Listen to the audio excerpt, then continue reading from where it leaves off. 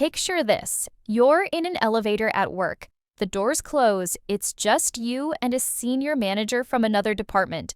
You have 30 floors of silence. Your heart starts beating a little faster. Your brain is just screaming, say something, anything, don't be weird. But all you can think of is, so buttons, huh? It's that cringy, awkward moment we've all experienced, and it feels awful. But it doesn't have to. Welcome to Global English Work, the podcast that helps you navigate the international workplace with confidence and skill. I'm your host, Luna. And I'm your coach, Kia. And Luna, that elevator scenario is painfully real for so many people. It's a universal moment of professional panic. Right? It's the worst. That's why today we're diving deep and tackling the art of small talk that doesn't feel fake.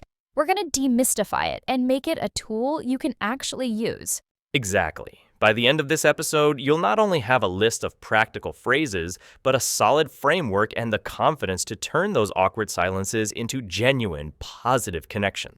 We're here to help you improve your English conversations, one small talk at a time. Thanks for joining us. Okay, Kia, let's get right into it.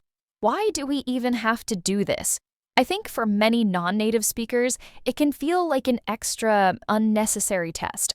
Sometimes small talk feels so pointless, like we're just saying words to fill the silence. That's a very common feeling, and it's completely understandable, but it's based on a misconception. At its core, small talk isn't about the topic. It's not really about the weather or how your weekend was. It's a social ritual. In psychology, we call it grooming talk. It's the human equivalent of what primates do to build social bonds. It's how we build rapport, show friendliness, and establish a baseline of trust with our colleagues. It signals, I am friendly and I see you as a person. Grooming talk. That's a funny way to put it. So it's less about the content and more about the connection. Precisely. Think of it as the warm-up before the main workout. You wouldn't just walk into a gym and immediately try to lift the heaviest weight, right? You'd hurt yourself. Right, you need to stretch first, get your muscles ready. In the same way, you can't just jump into a deep collaborative work discussion without first establishing some human connection. In a global workplace where you have people from diverse cultural backgrounds, small talk is the universal bridge that connects you. Okay, a bridge built with grooming talk. I like that. But how do you build that bridge without it collapsing into that awkward elevator silence? The best way is to have a plan. A simple, memorable framework I call ARE. That's ARE. ARE. Okay, I'm ready. What does it stand for? A is for anchor. Find a shared experience or observation to anchor the conversation. This is your starting point. It could be the physical environment, like the weather or the coffee. It could be a shared professional context, like a company event, a big project, or an upcoming holiday. It just has to be something you both share. Okay, so find the common ground first. That feels much safer than pulling a random topic out of thin air. Exactly. Then comes R for reveal. Share a small, low-stakes piece of information or an opinion about yourself related to the anchor. This is crucial. It turns a simple observation into a conversation. It makes it a two-way street and adds a personal human touch. So if the anchor is the terrible office coffee, You could reveal, I have to admit, I've been trying to make my own cold brew at home to avoid this stuff. It's been an interesting experiment. I have totally done that. Okay, so anchor, reveal, and finally E? E is for encourage. After you reveal something, you encourage the other person to share by asking an open-ended question. This gracefully passes the conversational ball back to them and invites them into the dialogue. An open-ended question, meaning not a yes or no question. One that starts with what, how, or why. You've got it.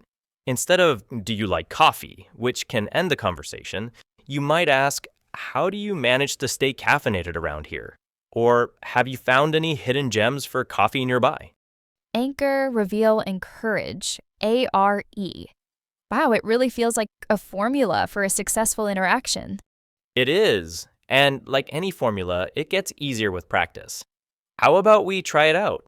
Let's do a role play. We're waiting for a virtual meeting to start. It's just us in the Zoom room. You start the conversation, and for this first one, do the awkward version. Okay, I can channel my past self for this. Easy. Hi, Kia. Hey, Luna. The meeting will start soon. Yep, looks like it. Did you have a good weekend? It was good, thanks. You? Good. Okay. And cut. Oh, that was physically painful. The one-word answers, the dead ends. I even asked you back, but it still went nowhere. It's a classic. You asked a closed question, and we got stuck in a loop. Now, let's rewind. Try again using the ARE framework. The anchor can be the virtual meeting itself. Okay, take 2. I can do this. Hey, Kia, good to see you. It looks like we're the first ones here. To be honest, I'm actually really looking forward to this presentation. Anchor. Oh, yeah, me too. The topic is really relevant for my team's Q3 goals. Definitely. I've been trying to wrap my head around this topic since our last town hall meeting. It's amazing how quickly things are changing. How has your team been finding ways to keep up with all the updates? That's a great question. We've actually started a weekly 15-minute knowledge sharing session on Fridays. It's been surprisingly helpful for keeping everyone on the same page. A 15-minute session? That's a fantastic idea. Much more manageable than a full hour. We might have to steal that idea. And scene. See the difference? 1,000,000%. That was an actual conversation. We learned something about each other's teams. It felt productive and friendly.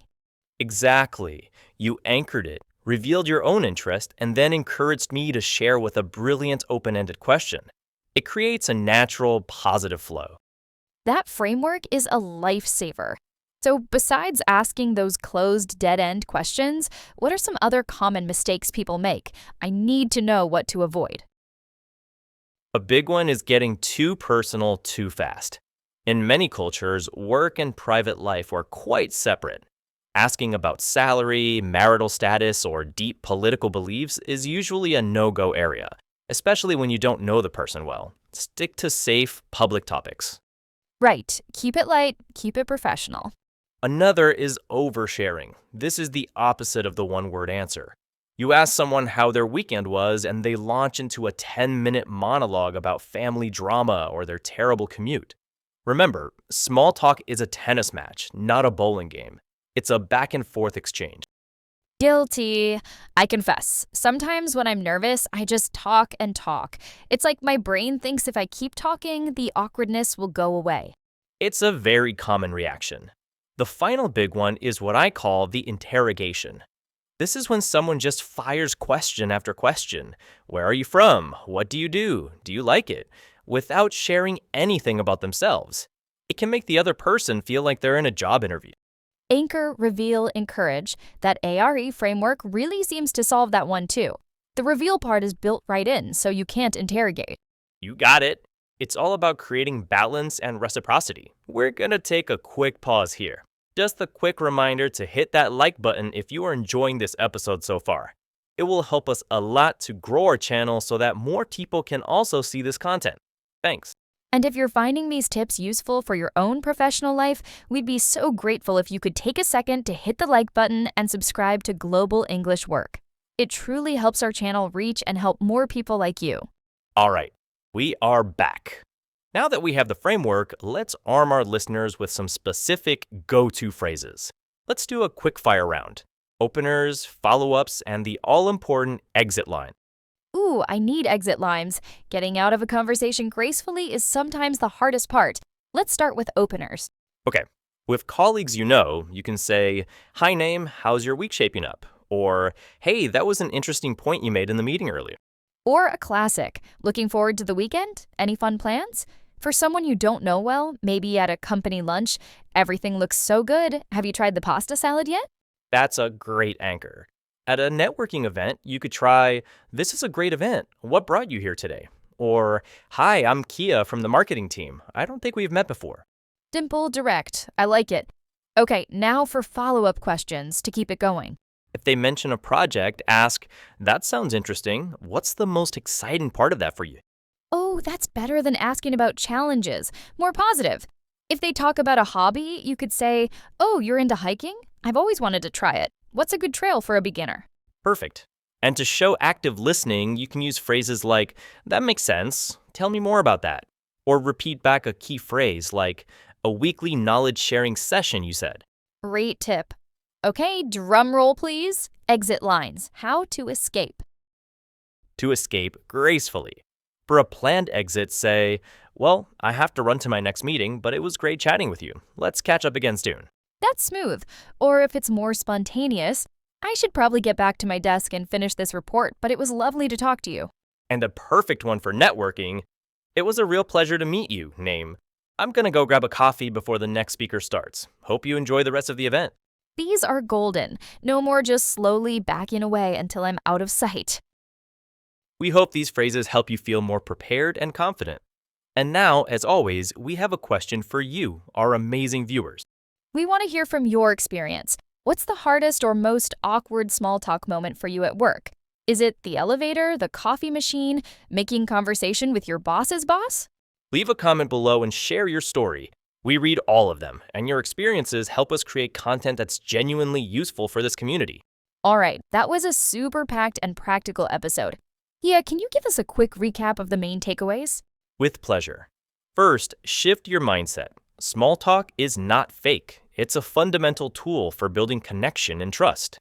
Second, always remember and use the ARE framework. Anchor in a shared experience, reveal a little about yourself, and encourage them to share with an open-ended question. Third, avoid the common pitfalls. Don't get too personal, don't overshare, and don't interrogate. Strive for a balanced, two-way conversation. And finally, prepare a few key phrases for opening, continuing, and exiting a conversation. Having these in your back pocket reduces anxiety and boosts confidence. That leads perfectly to our weekly challenge. This week, your challenge is to initiate just one, low-stakes small talk conversation using the ARE framework, with a colleague in the kitchen, a person at a virtual meeting, or even in that elevator. Notice how it feels. It might be a little clumsy at first, and that is totally okay. The goal is not perfection, the goal is practice. Let us know how it goes in the comments. That's all the time we have for today. Thank you for tuning in to Global English Work, where we help you communicate with confidence. We'll be back with a new episode next Wednesday. Until then, happy chatting.